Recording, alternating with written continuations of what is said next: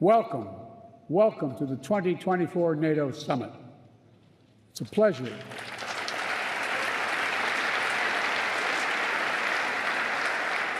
It's a pleasure to host you in this milestone year, to look back with pride at all we've achieved and look ahead to our shared future with strength and with resolve.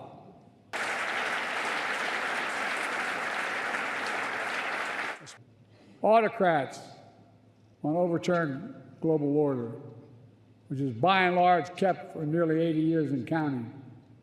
Terrorist groups continue to plot evil schemes to cause mayhem and chaos and suffering. In Europe, Putin's war of aggression against Ukraine continues, and Putin wants nothing less than Ukraine's total subjugation. But make no mistake, Ukraine can and will stop Putin.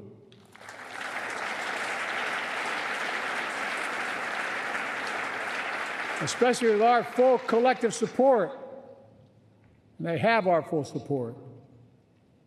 Nearly 24 allied partners have signed a bilateral security agreements with Ukraine, and more countries will follow.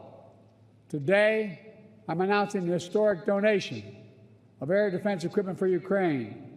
The United States, Germany, the Netherlands, Romania, and Italy will provide Ukraine with the equipment for 5 additional strategic air defense systems. And in the coming months, the United States and our partners intend to provide Ukraine with dozens of additional tactical air defense systems. The United States will make sure that when we export critical air defense interceptors, Ukraine goes to the front of the line. Ukraine will prevail. An overwhelming bipartisan majority of Americans understand that NATO makes us all safer. The fact that both Democratic and Republican parties are represented here today is a testament to that fact.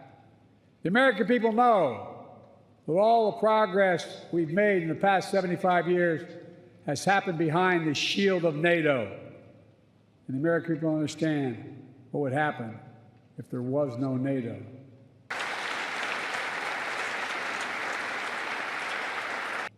Now, if you'll indulge me, I'd like to end my remarks in a slightly unusual way.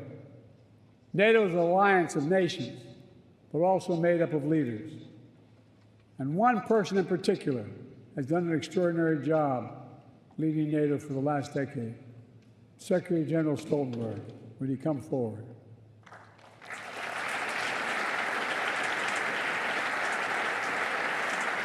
When the Russian war in Ukraine began, you didn't hesitate. Today, NATO is stronger, smarter, and more energized than when you began. And 1 billion people across Europe and North America, indeed the whole world, will reap the rewards of your labor for years to come in the form of security, opportunity, and greater freedom.